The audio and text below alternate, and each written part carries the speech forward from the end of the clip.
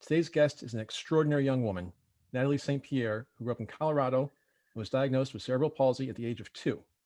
She then went through 16 orthopedic surgeries between ages 2 and 16, but she didn't let any of that hold her back.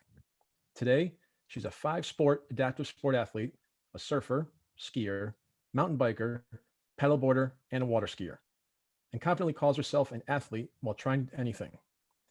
Natalie holds a BA in creative writing and communication from the University of Maine, Presque Isle, and currently resides in Belfast, Maine with her fiance, Cedar Miller. She's also a full-time customer success manager for a leading healthcare IT company. She's a self-proclaimed life enthusiast, a proud mother to her daughter Trinity, an entrepreneur, an advocate for people with disabilities, and an all-around pusher of boundaries. She strives each day to seek out moments not yet had and inspire others to live limitless lives. Natalie St Pierre, welcome to Next Steps Forward. Thanks, Chris. Thanks for having me. Happy to be here. This is going to be a really fun program. So I've really been looking forward to this, and so thanks for your time. You're such a fascinating person, and I've really been looking forward to hearing more of your story and sharing it with our audience, especially because Next Steps Forward is all about personal empowerment. I have a feeling that if we looked up personal empowerment in a dictionary, there'd be a picture of you next to it. For people in our audience who aren't familiar with cerebral palsy, would you share with them what it is, its causes, and the range of its effects?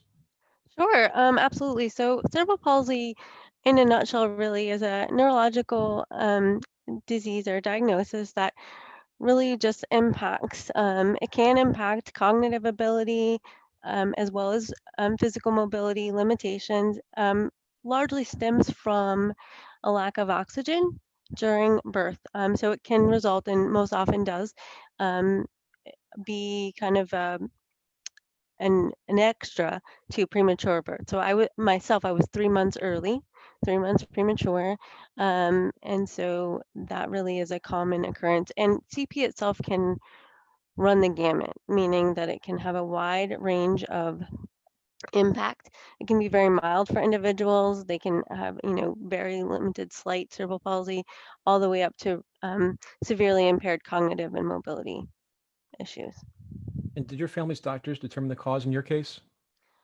Not directly. I think largely in my case, it was simply because I was born 3 months early. And I know, generally speaking, it can be brought on sometimes by a trauma, anything that results in early delivery. That's really, that's kind of the definitive answer for how things come about. It's just a early delivery situation. And as I mentioned earlier, you underwent numerous surgeries between the ages of 2 and 16. I'm sure you don't Right. recall some of the earlier surgeries, but what was the goal of those operations? And as you got older, would you remember those procedures, and how hard was that for you? Yes, absolutely. So I think that the goal of all of them was ultimately to increase my mobility or my overall function, right? I had the privilege at a really young age to be introduced to not only children's hospitals, but trainers' hospitals. And thanks to that organization and all those operations were performed there. And with each one, I just had the ability to have, increased range of motion, mobility, flexibility. So I think with each one of them that was performed, the goal was to just improve my quality of life.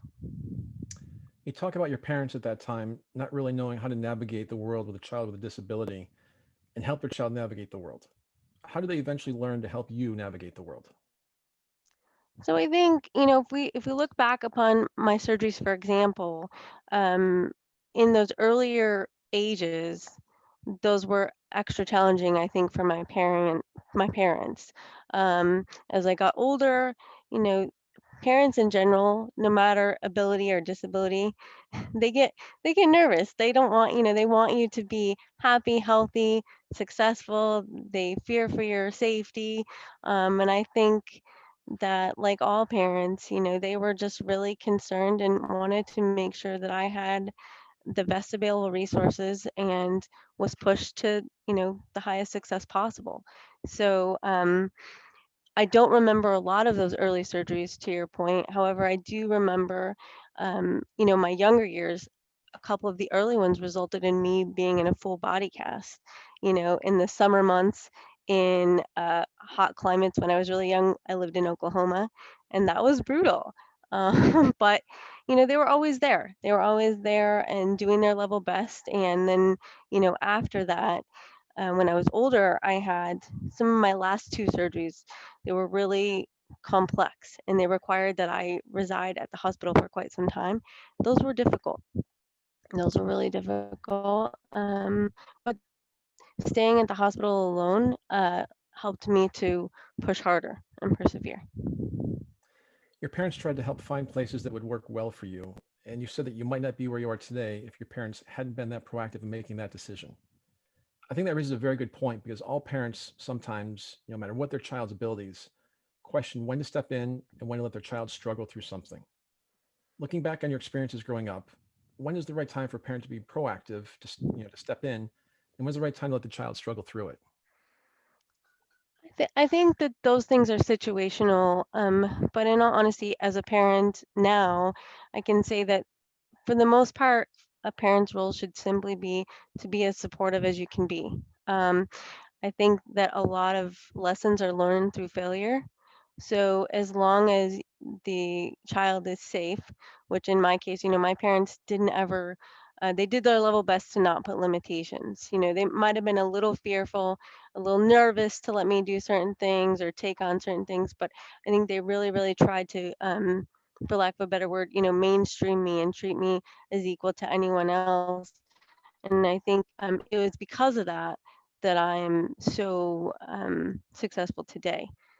Even if it made them nervous, they did it anyway. And that includes like taking out four-wheelers for rides and riding motorcycles and just getting out there and trying not to be afraid. So I think for parents, it's a balancing act because you're just trying to aim for, will they get hurt? Yes or no? And if the answer is maybe, then sometimes you just roll the dice and let the child learn from the situation. And obviously you had to work through quite a bit on your own. How do you develop the perseverance and really the strength that have been so essential to your success? I equate that, to be honest, I chalk that up to just being tenacious as all get out. There isn't one instance or one story that occurred in my life that said, because of this, I am now going to do this. I think that I've always, from the very early days of being a premature baby and fighting for survival, um, I've just always believed that I'm meant to be here. There's I have something that I'm meant to do, achieve. I make the world a better place for one way or another, right? And so I've just always fought, and I've always aimed to push boundaries. If somebody thought that I couldn't do something, the one one thing a person can guarantee, if they tell me I can't do something, I'm going to prove that I can. That's a promise. So I think that that's what it's all about. It wasn't one pivotal moment in my life. It was just simply my desire to not only want to be here, but to be better. I think that's for everyone. You should get up, you should wake up every day and want to be better than you were the day before. It doesn't matter what walk of life you're in, it doesn't matter what job you have. It's about being your best self and, showing up every day. Tenacious as all get out. I love that. And that's something you can't teach. You're definitely born with that. And so I might have to steal that one from you if you don't mind. You can do Uh, it. You can steal awesome. it. Awesome. Um, and being better, make yourself better every day when you get up. I mean, that's the whole point of our show is just, to get up there and make today better than yesterday, especially during the crazy year of 2020 we've had this year. And so I love that messaging for our listeners. I mean, and I think that, having a disability or living a limitless life, as I like to talk about, doesn't mean that you live a life without obstacle. That's not what it means, or without challenging. It simply is about how you look at that limitation or situation and say, okay, well, what can I do to make this different, or how can I overcome to get to the, for lack of a popular phrase, get to the next step, get to the next level. How can I push through? And to that point also, if we didn't have challenges, life would be boring. It'd be the same thing every day, Sure. very, mundane, routine stuff. And so, yes, some challenges are more difficult than others. And to your point, it's who and what you are inside and outside in terms of how you address it, how you tackle it, and how you conquer it. Absolutely. And that's not a disability message. That's a life message. Exactly. Um, you know, everyone is presented with a series of challenges, triumphs. You know, people with disabilities are no different. You've talked before about going to school, being a mainstream high school student, going to your IEP meetings, learning from an early age to self advocate. Those experiences aren't something that most kids go through. Having a different experience than most kids, is it possible to compare your experiences and say which ones were good and not so good for you? No, I'm privileged or lucky enough, I should say, not privileged enough, but I'm lucky enough to say that my school experience overall was really similar to my peers, with the exception of the fact that I occasionally had to self-advocate or advocate with the help of my parents for certain things. A prime example would be, I went to grade school and I attended a grade school that didn't have accessible bars in the bathroom, right? That made it challenging to use the restroom. So I had to, work with the school to make that change. Explain to them why it was important to make that change. Later on, as I got to junior high school, I attended a high school that the cafeteria was on, or sorry, a middle school that the cafeteria was on a different level. They didn't have an elevator. So they had to ended up, they put one in. But these are things that if you're willing to just make observations, assess your needs, and advocate and communicate, you can make positive change. What should a parent of a child with different abilities know about the effect of those experiences on their child? They need to, I think, remember and be mindful of the fact that the child with the disability is aware, fully aware of their own abilities already. So I think it's important to just reinforce the positive aspects, celebrate the uniqueness, and push the child to know that despite their difference, they can in fact, find a way to overcome. I think when a parent, whether it be a parent of a child with a disability or not, hones in on one thing or another too much and brings attention to it too much, the child who's already aware can become extra aware and focus solely on that. So I think it's really important with a parent, for parents with children with disabilities, to not hone in on their limitations, and talk about them as opportunities, if that makes sense. Opportunities. I love it. Always making things a positive out of each situation. You said because of your disability that others labeled you a member of a certain class. How did you work to raise above that? How did you communicate that? Hey, I might have a disability, but that's not the reason I struggle with math or English or science.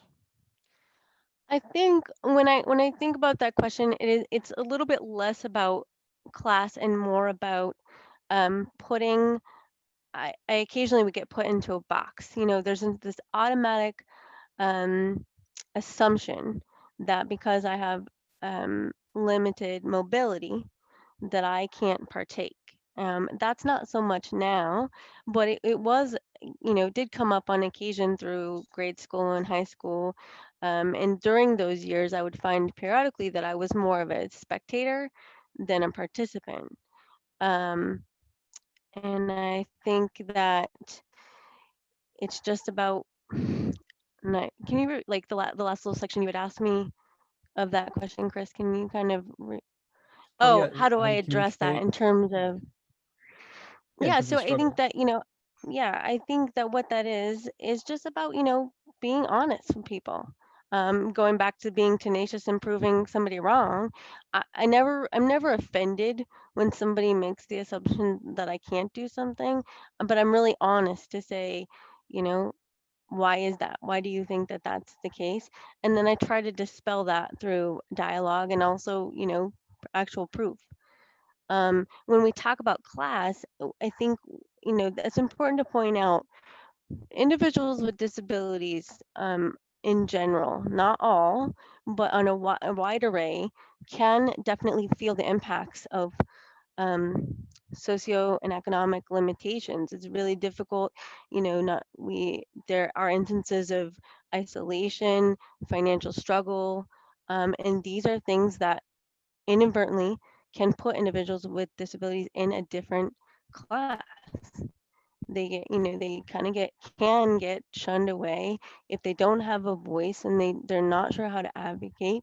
It can happen, and it doesn't necessarily happen on purpose, but it does happen. We're going to talk about isolation later in this show. We just mentioned about having a voice, and that's one of the things I'm very excited about having you here today is, people have a voice in you and an advocate. And so urge our listeners to reach out and, if they're struggling, if they need some help, if they have some questions, how do I deal with this? How do I cope with that? You're just a tremendous person, a human being, a role model. And so I just love the messaging. It would seem that parents today have more access to resources to help a child with a disability. Would you agree with that? And if so, do you think people assume children with disabilities face fewer challenges today than when you were growing up? I do agree that there are more resources, but I would argue that with evolution of any issue comes more opportunity for resources and organizations and open dialogue, communications.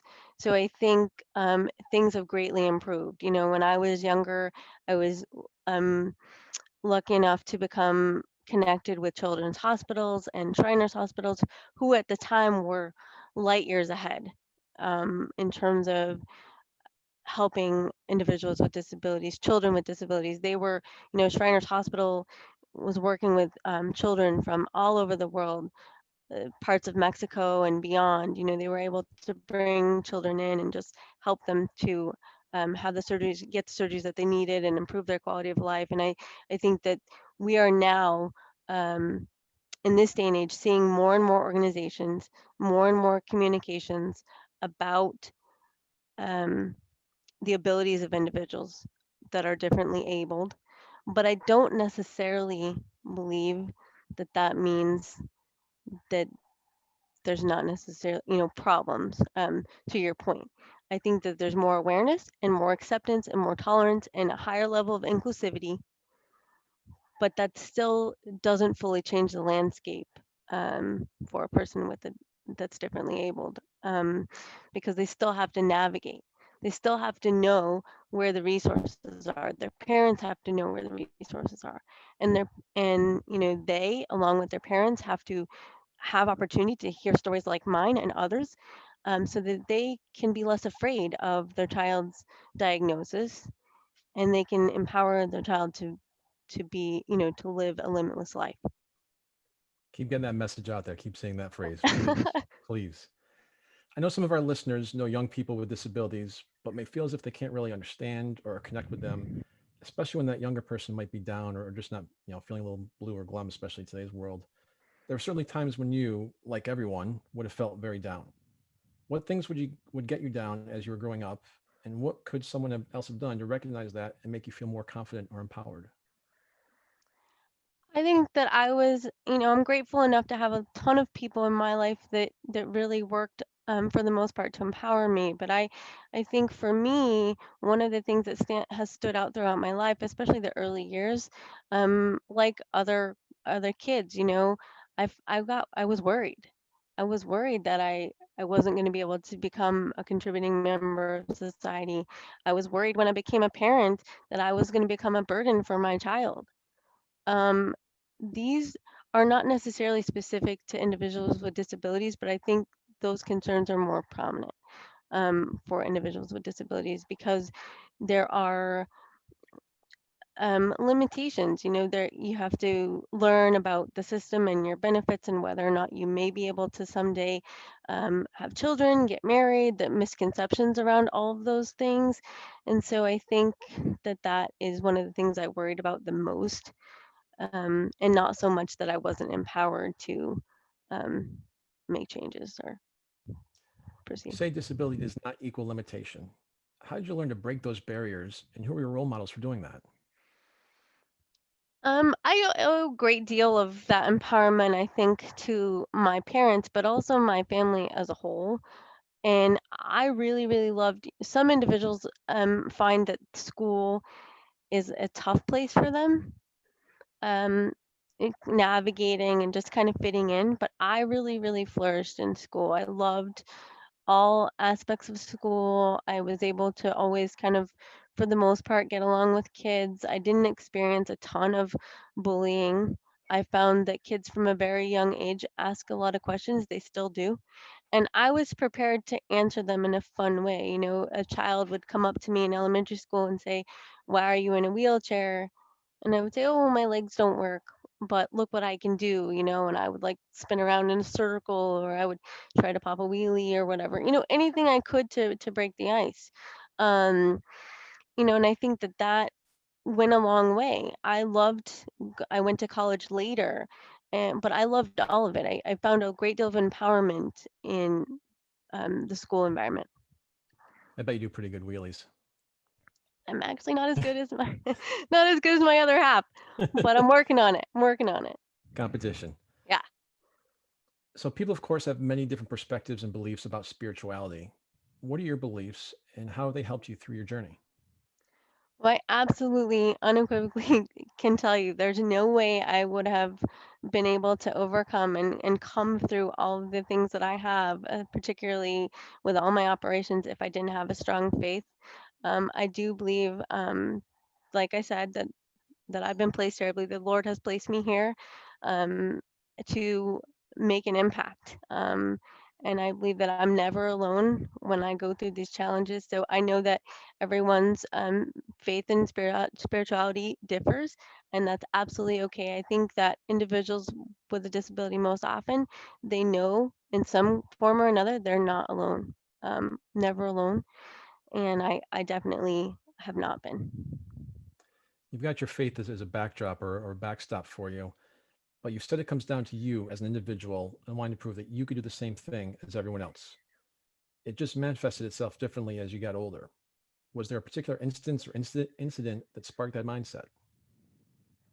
No, I think that it's a culmination of events, right? You know, one of the times that sticks out was not too long ago, just probably within the last 10 years, where I went from being a spectator, as I put it, to more of a active participant in my life.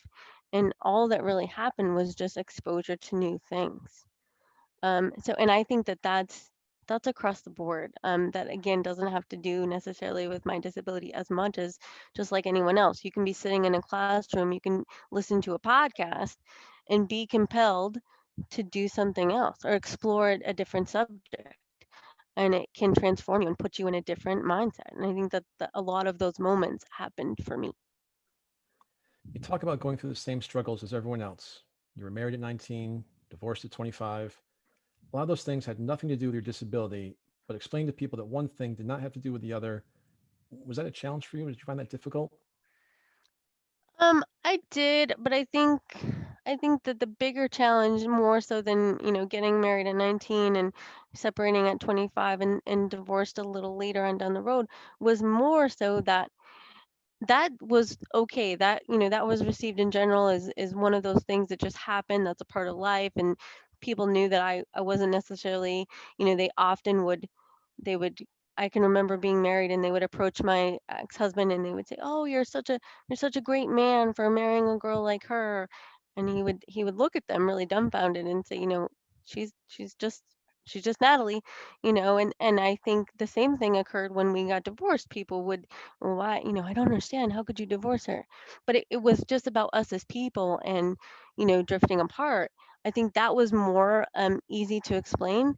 The the difficult part came for me when I had my daughter, and even now, less so now, but when I had her, you know, when she was younger, and people would just make the assumption, they would see us out and they would assume that she was my niece or uh, somebody I was watching. You know, they wouldn't necessarily correlate that she was my child.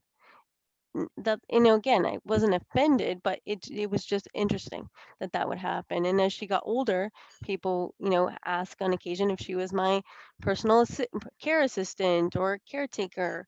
You know, that was where the jump would occur. You talk about people's response to getting married and then getting separated and divorced. You just mentioned, people's perspective of your daughter and what her relationship was and is with you. Do some people just automatically make assumptions about situations involving people with disabilities? Absolutely. And they don't do that on purpose. I think it's just like we've had an evolution with disability resources and inclusivity. Um, people don't, they're not going to know unless there's more dialogue, much like all the other issues going on in the world. You're not going to learn, you're not going to have more awareness unless you have the opportunity. So I don't ever find that to be an offensive situation. I think it's just an opportunity to have a conversation. Let's get into adaptive sports by starting with how you got into adaptive sports. Was it something that always interested you? And what was the first adaptive sport you tried? Actually, to be honest, I didn't know a ton about adaptive sports until I made the move to kind of to Belfast, to where I am now. I owe a lot of my adaptive sport enthusiasm to my now fiance Cedar. He, at the time that we met, was an avid adaptive downhill skier. I call it, we're weekend sport warriors. Um, he was really active in downhill skiing, and it was a kind of an ongoing joke with our friends that if I wanted to see him throughout the winter months, that I was going to have to take up skiing. So I did. I was like, okay, I'm not a huge fan of the snow, but sounds like a plan. That's one thing you learn about living in Maine. It's kind of like if you can't beat them, join them type of thing. You have to find a way to overcome the cold and the snow. So I took up my outriggers and never looked back. It's probably been a little over 5 years now that I've been downhill skiing with Maine Adaptive Sports, and I absolutely love it. I bet you're a better skier than him now, too, knowing the way you are. Don't tell him I Depends said on the that, though. day. It totally depends on the day. In all honesty, it does happen. Um, depends on the day. Depends on I the love it. conditions. I love it. What's the most difficult adaptive sport you've tried? To be honest, so they all have their level of like difficulty for sure. Um, I would say still for me, it has to be downhill skiing because, there's still techniques I have to learn. Um, and the more you do it, the more you get a feel for the mountain, and you're looking at certain things, but sometimes I can have a short attention span and I lose what I'm doing and I'll end up, toppled over. A close second though would have to be I tried cross country skiing last winter, and that was labor intensive. They are not it's a difficult sport for anyone, but from an adapted seated position, it's just like a workout like I had never had. And you're in full gear, you got snow pants and coat and hat and mittens and the whole thing, and you're just like, whew, this is more than I bargained for. But it was tons of fun. And of course, like I said, I think they both present their challenges. Now, you mentioned that Cedar's a skier. How big of a motivator or supporter, is Cedar and your 18-year-old daughter Trinity as you participate in different sports? So I think Cedar's been amazing in that I think we kind of cheer each other on. I think it's been amazing for us to be able to participate in adaptive sports together. He will tell you that I'm probably a little bit more outgoing than he is. So he's a man of few words, as he says, and I talk all the time. So I think when it comes to our sports and our activities together, we really encourage each other. We compete. We're super competitive. We don't often ski together because we'll end up, you know, bantering with one another, or we'll, critique one another. So we tend to. He's a little bit more experienced than me, so he'll go off on the more advanced trails, and I kind of stick to the greens and the blues, and I'll find him on a nearby black or something. Although one time in the very first season that we ever skied, we both managed to we are assisted when we ski. We're assisted by a volunteer who's tethered behind us on a pair of skis, and we both skied this really awesome Black Diamond Trail, dropped in on this crazy head wall, and he went ahead of me and I came down just behind him, and it was this amazing moment. We high-fived. It was like we had accomplished this major feat, and it was awesome. It was so cool. So we really push each other. I know you'll find me on the bunny slope. I won't be doing any black diamonds. You know, the magic carpet. I'm amazed at all the exactly. I'm amazed at all the adaptive sports that are out there. Roughly how many different ones are there? Oh, Chris, there's a plethora of adaptive sports. I couldn't even begin to tell you. I learn about more and more sports every year. I am amazed at the magnitude of adaptive sports. I know of, a handful, the ones I've participated in, but there are others such as archery, golf, pickleball, basketball, rugby. Rugby is hardcore. Um, all kinds of cool things. And they're just coming up with new and different every day. In different countries, will have more of a higher profile with different adaptive sports. I recently discovered adaptive fencing through a Netflix documentary. It was nuts. So I think with each passing year, there's more and more innovation to just allow individuals to be inclusive at all levels of ability. It's great.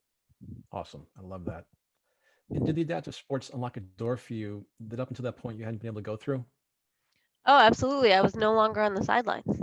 You know, I I remember being 10 years old and wanting to be a cheerleader for Oklahoma University. It's what I wanted to do. I wanted to go to school there.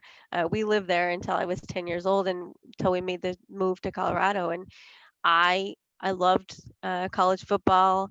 I love football. I loved all sports, and I can remember growing up just watching and partaking in, just like being a spectator in all these different sports. And so when I was introduced to adaptive sports, it was like next level because I was actually in the game, whatever that game was. I was actually there. I was taking part, and really, um, putting myself like other players, I was putting myself at risk because there's a level of risk and potential of injury and all that stuff. And I remember friends and family being really excited, but also stunned and nervous about my participation in adaptive sports because, we have to sign waivers just like everyone else to say something could happen. Um, so it's not it's not it's not a watered down version of sport, if that So makes let's sense. talk about no, totally. And let's talk about how sports transitioned you into another endeavor. You started working on a blog talking about your sailing adventures. When did you start sailing and what do you like about it? So my blog is definitely a work in progress under construction, but I was introduced to the prospect of sailing in 2019 through complete, sort of happenstance, serendipity. Um, we have some colleagues and friends through the adaptive sport community that were able to showcase or have a visit with an organization known as the Impossible Dream, and they are crew. It's a crew. They kind of crew this 60-foot barrier free catamaran, and I found out that they were going to be in Portland, Maine, which is a couple hours away, in 2019 in the summer. Found out that they were going to be there on a weekend that I was already going to Portland to do some surfing, adaptive surfing, at one of the local beaches. And I was like, oh, I got to go see this catamaran. I had no intention at the time of doing anything other than I wanted to go check out this fully accessible barrier free catamaran that, wheelchairs could get on and check out and just wheel freely. And I ended up, as luck would have it, that turned into an opportunity to sail with the crew and serve as guest crew for the Impossible Dream just a few short weeks after that encounter. And that was amazing. It was And absolutely amazing. where did that sail take you from and where did you end up? Absolutely. So I ended up sailing from Newport, Rhode Island. Cedar was awesome enough to drive me 5 hours from where we live to Newport. And I met up with the crew right there in Newport during, they have a huge, like, it was a weekend during a really popular yacht festival. So there's sailboats everywhere. And we met up with the crew. They picked me up, and we ended up sailing from Newport to the Brooklyn Marina in New York City. So I was on the boat Yep. for I sailed for about 3 days total. I was with the crew, and while I was crewing with them, we were able to take out um, individuals like with mobility limitations that who were in chairs. We were able to do day sails with them. So we took out folks to allow them to have a sailing experience. It was awesome. And I've seen the video, but what's the website that our listeners can go to check out the story? For the Impossible Dream. The Impossible Dream. Yeah, I'm sorry. Yep, it's theimpossibledream.org. And if Awesome. you're looking for them, you can search Barrier Free Catamaran or the Impossible Dream. The organization themselves they're out of New York, but they during the summer months they can be found docked in Miami. And then they sail from Miami up the coast to Maine, and all throughout their time that they're sailing, all through the summer, they're taking out individuals from various walks of life and rehab centers and different things like that, so that they can have a sailing experience. So they take them out on day sails that last a couple hours at a time, and they allow people, folks to be at the helm. They're able to sail, and everything is electronic, so they can help raise the sails. They can help, just they can be crew, for a little while. It's awesome. One of the sports we haven't talked about yet is something you mentioned when we spoke earlier, adaptive CrossFit. What's that Adaptive. involve, and what's the appeal for you? So I haven't tried it yet. I have a bucket list of things that I someday want to try or achieve, and I'm one of those people that I don't make resolutions, I make goals. And so every year I have a goal list, and that can be anything from like reading a couple new books or trying some new food. But one of the things on my list that has been there for quite some time is I want to get into adaptive CrossFit. And it's starting to take on, it's starting to gain some traction, but really what it is in a nutshell is it's taking standardized CrossFit, which can be pretty brutal in and of itself, and modifying those exercises for folks with all levels of disability. It interests me because I really do see myself as a pusher of boundaries, and I feel like physical boundary pushing is something that um, is I've always really wanted to do it, because I think that's a whole nother level of pushing boundary, right? You can go to school, get degrees, you can try new food, travel new places, but testing your body and your body's endurance is just next level stuff. You say your individual has been thrown the same curveball as the entire world, and it's about how you're going to handle the curveballs that gets you to that next level. 2020, which thankfully is almost at an end, threw a curveball at the whole world with the COVID-19 pandemic. In addition to the virus itself, isolation has caused serious mental health problems for so many people, and we know there's more to come. I've heard, and this is long before COVID, that many people with disabilities experience isolation either because of physical barriers or the way others interact with them. The vaccine is on the way, but we still have a lot of social distancing ahead of us. What's your advice for people coping with the stresses of isolation? Um, my advice. My advice, in all honesty, is to just try to, not give up. Do your best to know that you're not alone. Don't be afraid to ask for help. Don't be afraid to reach out. I know that can be extra challenging for individuals that might live alone that have a disability, or maybe they were used to having somebody come in their home that they can't now because of social distancing. I think just try not to, um, self isolate if you can, because and just remember that you're not alone, that we are all going through this, and we are all experiencing this pandemic at different levels. I'm very fortunate for me that I have Cedar, and I have our cats, and I that we have technology that we can communicate with loved ones, and that I'm able to work full time from home. Like these blessings are not lost on me. Um, But I think for those that are having some extra challenges, just make sure that you remember that you're not alone. Yeah, that's so important. Just to remember to check in with people to see if they're okay. But also, if you are feeling isolated, don't be afraid to reach out, contact somebody. Like you said, we've got technology literally at our fingertips. So take that step and open up a little bit. And just say, hey, I'm having a tough day today, and it's okay because, like you said, the entire world is going through it, and it's just starting, unfortunately. And yeah, yeah, and I would add, Chris, that you're doing your best. What that look like, what that portrays itself as and looks like is going to vary from day to day.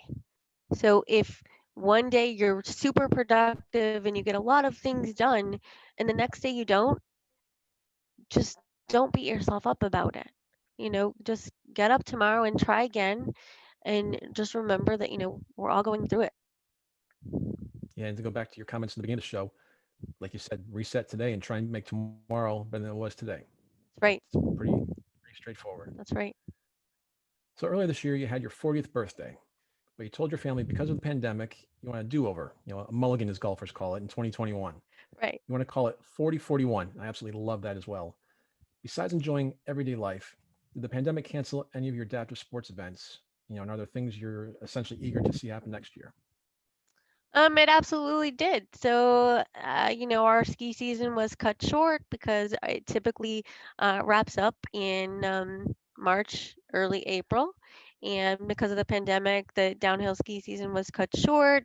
And ultimately, biking was, I think we were able to bike in one instance with guidelines and social distancing, and but surfing was canceled, and different things like that. So it definitely had an impact, no doubt about it.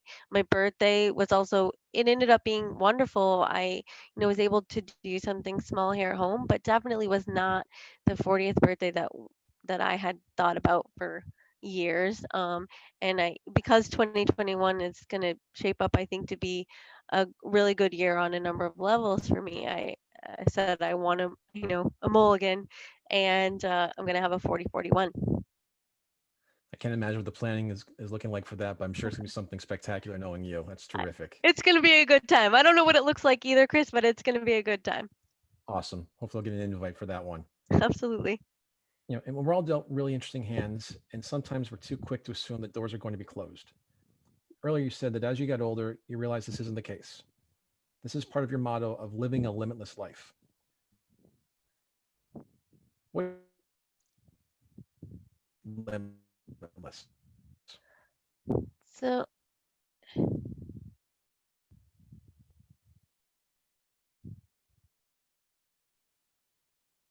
Did you hear me okay? I'm sorry, Chris, I missed that. Oh, I'm sorry. There must be some internet connectivity due to COVID-19 again. I think so. You talk about your motto of living a limitless life. What changed your mind to be more open-minded and more importantly, limitless? I think that, my idea of striving to live a limitless life is really has spawned from my desire to have as many experiences throughout my life as I can. And if those experiences empower somebody to pursue something that they're interested in, then I succeeded. Um, I believe that life is always, regardless what hand you're dealt, about perspective. It is about how you react to the situation. It's how you respond to the situation.